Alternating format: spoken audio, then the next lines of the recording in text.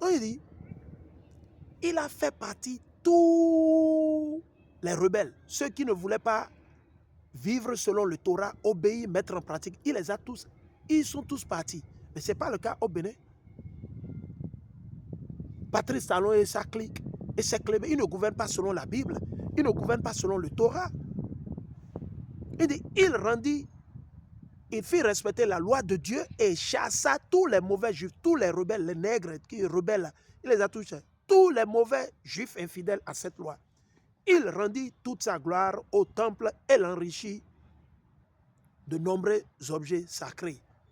Ok? Je continue le verset 16. Il dit, à Rome, maintenant ce ne sont pas des blancs, hein? Non, c'est des noirs. Les anciens, c'est comme les Roumains. Pour ceux qui sont en Europe, si vous avez des gens qui vivent en Europe, demandez-les. Les Roumains, les anciens Roumains, c'est les gens qui ont la peau de couleur airain, marron, chocolat, bronzé, sable, tout ça là. Ce ne sont pas les Yovos, ce ne sont pas des blancs. Ok? Quelqu'un vous le dit, c'est un menteur.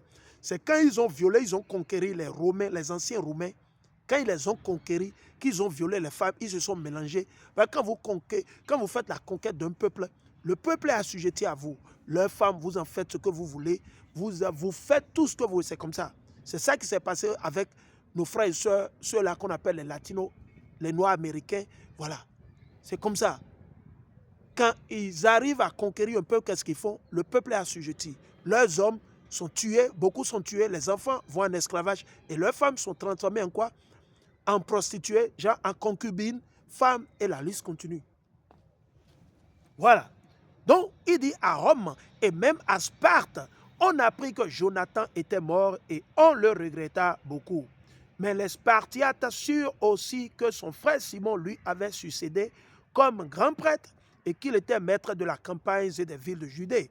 Il lui écrivit alors un message sur des tablettes de bronze pour renouveler avec lui le traité d'alliance et d'amitié qu'ils avaient déjà conclu avec ses frères Judas et Jonathan. Ces tablettes furent lues devant l'assemblée de Yarushaloam. Voici le texte du message envoyé par les Spartiates. Et les Spartiates, il y avait beaucoup de nos frères parmi eux, les Juifs. Il y avait beaucoup de nos frères, les Juifs parmi eux. Pour vous qui ne savez rien, vous n'étudiez pas, vous ne maîtrisez rien. Les Spartiates, ils ne sont pas juste des alliés, ils étaient frères parce que c'est écrit. Nous allons continuer. Il dit, les chefs et les habitants de Sparte saluent Simon le grand prêtre, de même que les anciens, les prêtres et tout le peuple juif. Les ambassadeurs que vous avez envoyés à notre peuple nous ont dit combien vous étiez réputés et respectés. Nous avons été heureux de leur visite. Nous avons transcrit leurs propositions en ces thèmes dans le registre officiel de notre peuple. Numénius, fils d'Antiochus, et Antipater, fils de Jason, ont été envoyés chez nous. Ça, c'est des Juifs, hein? C'est des Israélites. Hein? Ils ont juste des noms grecs, ils ont des noms babyloniens ou quoi, mais c'est des Israélites. Ok, on continue. Ont été envoyés chez nous comme ambassadeurs des Juifs pour nous renouveler le traité d'amitié avec nous.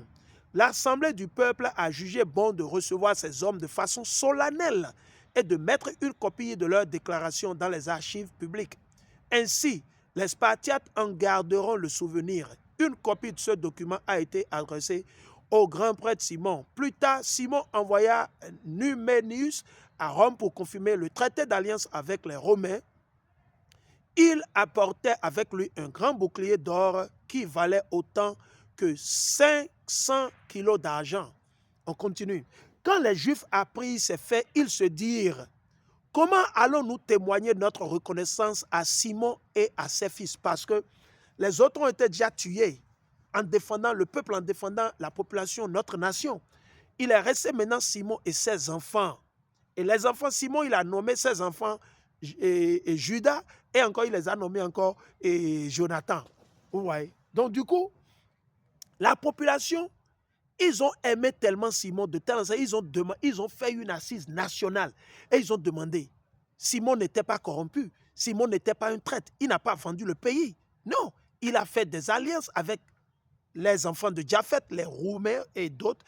Nos frères qui étaient militaires, qui faisaient partie de l'armée parmi eux, ils ont fait des alliances toujours pour se protéger l'un l'autre. Okay?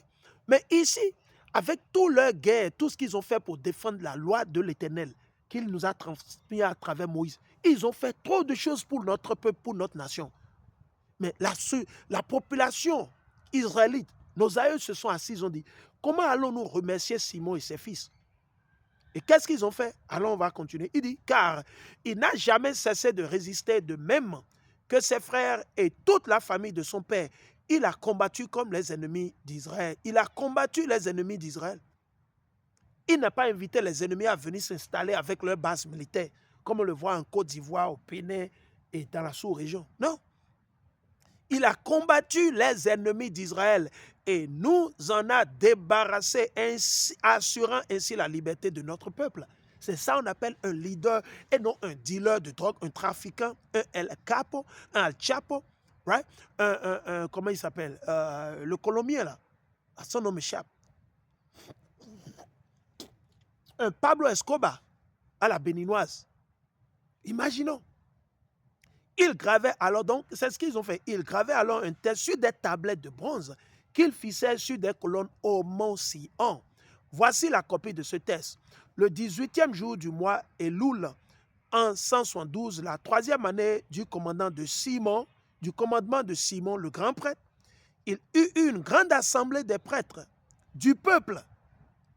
Ils n'ont pas exclu les gens, ils n'ont pas mis des... Non, c'est les rebelles, ceux qui étaient les antichrists, les anti-dieux, ils les ont expulsés, ils n'ont qu'à partir, ils sont partis.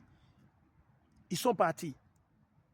Ceux-là qui ont la crainte de Dieu, qui adoraient Dieu, qui sont sincères, qui ne sont pas des vassaux ou qui ne constituaient pas une traite pour notre peuple, pour notre nation, ils sont restés dans le pays et ils ont prospéré. Alors on va continuer. Il dit, donc la 3e année, quand il était le leader, le gouverneur, le prêtre le plus élevé, dans la 3e année, il dit, une grande assemblée des prêtres, du peuple, des chefs de la nation et des anciens du pays. Là, on rappela pour nous les faits suivants. Des guerres fréquentes sont survenues dans notre pays. À chaque fois, Simon et ses frères, fils de Mattathias et descendants de la famille de Yoyarib, ont risqué leur vie devant le danger. Ils se sont opposés aux ennemis de leur nation pour défendre notre temple et notre loi. Ils ont ainsi couvert notre peuple de gloire. Jonathan a fait l'unité de notre nation dont il est devenu le grand prêtre avant de mourir. Ok? Les ennemis d'Israël voulaient envahir la Judée pour la dévaster et saccager son temple. Alors Simon a pris le commandement et a combattu pour sa nation. Il a dépensé une grande partie de ses propres biens. On va poser là. On attend. Qu'est-ce que Simon a fait? Il a dépensé sa propre fortune, son propre argent. C'est pour ça, ces gens, ils sont riches dans les cieux. Spirituellement, physiquement, ils sont riches. C'est des milliardaires dans les cieux. Et dans le royaume, Dieu va leur donner de la gouvernance sur des centaines de villes. C'est important. OK? Il dit,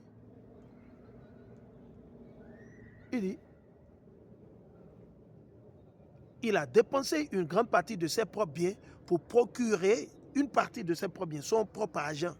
Il n'est pas allé faire un prêt auprès de, comment on dit, de la Banque mondiale, le Fonds monétaire international, les Nations unies, patati, patata. Il n'est pas allé, il a utilisé ses propres sous. C'est pour ça que je vous dis, un leader n'a pas besoin d'être élu pour pouvoir aider son peuple. Non, c'est faux. Ça, c'est du mensonge. Si quelqu'un vous le dit, c'est un bandit, il vient pour piller, il vient pour tuer, c'est un mercenaire. C'est un vassal. C'est un vassal.